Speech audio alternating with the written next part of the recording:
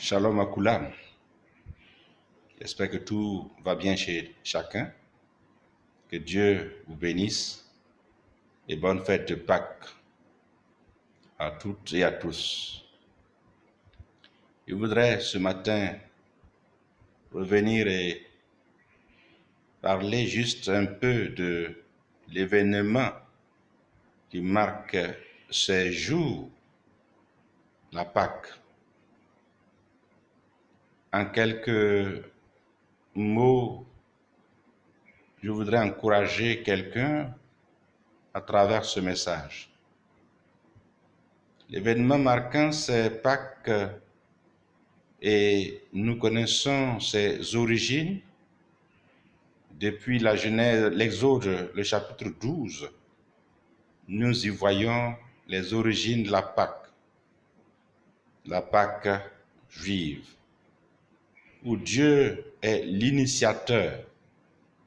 Dieu a été celui qui a donné le mot d'ordre pour que la Pâque non seulement soit célébrée ce jour, mais également soit commémorée à travers les âges. Ce jour, un agneau devrait être immolé et les consignes ont été données quant à son choix et quant à sa manière d'être égorgé et aussi mangé. Les Hébreux se sont soumis à la règle. Ils ont choisi les agneaux, puisqu'ils étaient nombreux, regroupés dans les familles, sans tache, sans défaut, âgés d'un an. Et à travers la mort de l'agneau, Dieu pouvait accorder la délivrance à ce peuple qui était en esclavage physique, esclavage psychologique, et ils ont été sauvés. Et par la suite des temps, ils l'ont célébré à travers les âges, jusqu'aujourd'hui, même si ils n'ont plus de temple où immoler un agneau, mais ils continuent de célébrer la Pâque. Et dans la Nouvelle Alliance, on voit Paul revenir là-dessus au chapitre 5, verset 17 de Romains, que Christ, notre Pâque, a été immolé. Nous aussi, nous célébrons Pâques en sacrifiant un agneau, un chevreau et d'en manger, mais nous célébrons Pâques parce que Christ a été pour nous l'agneau. Jean-Baptiste l'a désigné comme étant l'agneau qui ôte le péché du monde. Dans ce sens, pour nous, nous n'avons pas besoin de sacrifier un animal, mais nous avons besoin de mettre foi dans le Seigneur qui est pour nous l'agneau idéal.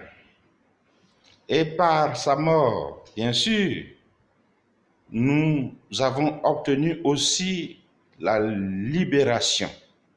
Libération physique, libération psychologique, libération spirituelle. Ainsi, Satan a été défait de sa puissance, de son pouvoir, de sa domination, et il n'a plus de droit sur nous. Ça, c'est notre avantage. Et c'est pourquoi il est important de fêter et de célébrer Dieu, de le bénir. En principe, lorsque nous arrivons à Pâques, il faudrait marquer une pause et rendre gloire au Seigneur. La mort de Jésus sur une croix en dehors de Jérusalem est peut-être l'événement le plus célèbre de la vie rédemptrice de Christ, celui dont il est le plus parlé.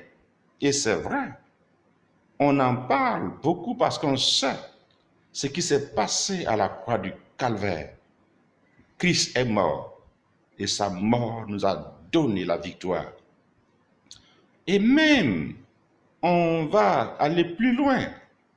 pour montrer combien de fois, par cette mort, Satan a été défait, puisque Paul va le signifier clairement dans Colossiens, qu'il a mis en spectacle les œuvres de Satan. Il a triomphé d'elle par la croix. Je voudrais rassurer chacun d'entre nous. Lorsqu'on fait Pâques, rappelons-nous de là où nous étions. Rappelons-nous aussi de tous les dangers qui nous guettent chaque jour et faisons une conclusion. Christ a été sacrifié, Christ est mort et c'est comme s'il a mis en spectacle quand il a dit les œuvres de Satan. C'est vrai, premièrement, on peut parler du péché qui a été mis en spectacle, mais tout ce qui est œuvre du malin a été mis aussi en spectacle. C'est ça notre avantage. Il faudrait glorifier Dieu. Nous ne sommes pas des n'importe qui, mais nous sommes un peuple choisi, un peuple élu, un sacerdoce royal, comme Pierre pouvait le dire. Mais si nous nous limitons seulement à parler de la mort de Christ, ce n'est pas suffisant, le message est incomplet pour nous, chrétiens. Car le christianisme n'est pas basé sur des suppositions, mais sur des faits réels. C'est pourquoi nous disons que Jésus est vrai mort, mais il a été enseveli dans la tombe de Joseph d'Arimathée. Dans Matthieu 27, le verset 57, on le voit. Et 3 jours plus tard, comme le racontent les évangiles, il est sorti du tombeau.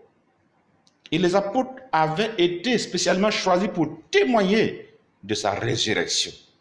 Et Paul va le dire dans 1 Corinthiens 15, que si Christ n'est pas ressuscité, c'est que notre foi est vaine et que nous sommes encore dans nos péchés et nous sommes des faux prédicateurs. Christ est ressuscité et je le répète, le christianisme n'est pas basé sur des suppositions, mais sur des faits réels. Christ est mort, Christ a été enseveli, Christ est ressuscité. Et c'est pourquoi nous sommes plus heureux. Nous nous réjouissons. Son sang répandu pour ôter le péché ne peut se manifester que grâce à sa résurrection triomphante. C'est ça. Si on se limitait à sa mort sans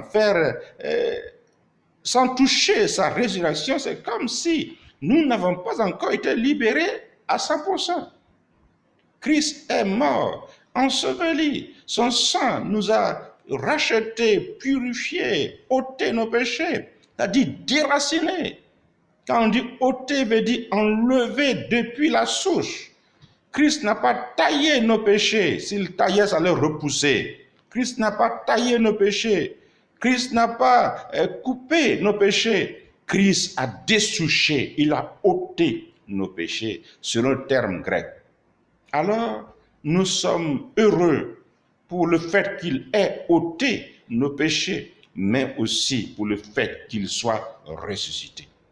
Malheureusement, le concept de la croix a davantage été prêché que sa résurrection. Dans de nombreuses parties du monde, on parle de la croix, on parle de sa mort, mais on parle peu de sa résurrection. Nous constatons même l'usage symbolique de la croix. On voit la croix partout, mais ce n'est pas ça le plus important pour nous. Christ est ressuscité et la tombe est vide. Et les hommes ont besoin de ce message. Car c'est ça le message d'espoir. Christ, notre Pâque, a été immolé. Mais Christ est ressuscité. Christ est vivant. Et c'est pourquoi nous nous réjouissons parce que nous ne sommes pas de n'importe qui. Et je le répète, le christianisme n'est pas basé sur des suppositions, mais sur des faits réels. Sur des faits réels. Sans la résurrection de Christ, le christianisme ne serait qu'une autre religion ou une simple philosophie. C'est tout.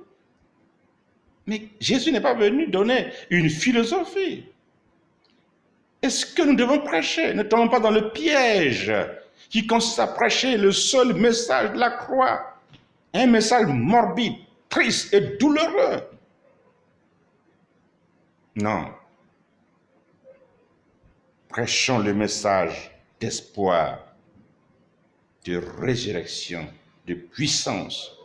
Parce qu'il est dit que le Père, par son esprit, a ressuscité Christ avec puissance. Et c'est ça qui nous réjouit. Que la gloire nous revienne en ce jour et que chaque chrétien se rassure qu'il est dans de bonnes mains. Nous ne sommes pas de n'importe qui, nous sommes dans de bonnes mains. Que la gloire revienne aux ressuscités, aux vivants, pour les siècles des siècles. Parce que après sa résurrection, il est monté au ciel. Il est assis à la droite du Père. Il intercède pour nous. Il n'y a pas quelqu'un d'autre qui intercède pour nous. Il est le seul qui intercède pour nous. En dehors de lui, ce que la Bible relate encore, c'est que l'Esprit de Dieu intercède pour nous.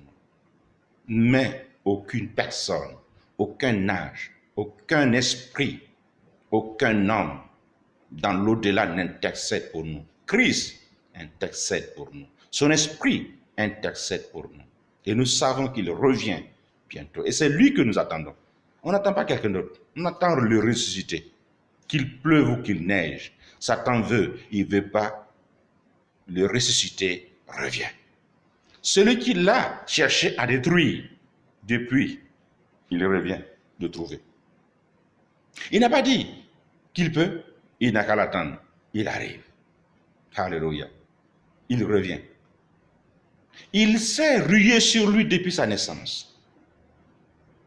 Il a essayé de le tuer quand il était bébé. Il s'est enfui en Égypte pour se cacher un temps avec ses parents. Mais il est revenu. Il a tout fait pour détruire son ministère. Jusqu'à ce qu'il pousse les gens à ce qu'on l'arrête. Et qu'on l'accuse faussement. Et qu'on le cloue à la croix. Mais, il a raté. Parce que, après sa mort, il est ressuscité. Et il revient. Satan, Jésus revient. Il le sait très bien déjà. Et il a peur. C'est pourquoi il est en train de s'aimer du désordre dans le monde entier. Parce qu'il est paniqué. Le ressuscité revient. Que la gloire revienne au ressuscité. Car nous, ça nous rassure. Nous regardons les problèmes de ce monde comme étant rien. Parce que nous sommes dans de bonnes mains. Dans les mains du ressuscité. C'est pourquoi nous sommes devant n'importe quelle situation, nous sommes tranquilles. D'après les aïeux, nos cœurs sont bêtés. Parce que le roi revient.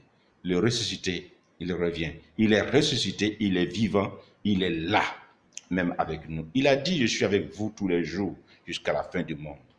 Que la gloire lui revienne. Amen. Seigneur mon Dieu, je voudrais te rendre grâce. Merci pour le fait que tu es venu sur la terre et que tu sois mort à la croix et que tu sois ressuscité et que tu sois vivant. Tu nous redonnes espoir à tout moment. À toi toute la gloire, Seigneur. Amen. Que Dieu te bénisse, mon frère et ma soeur.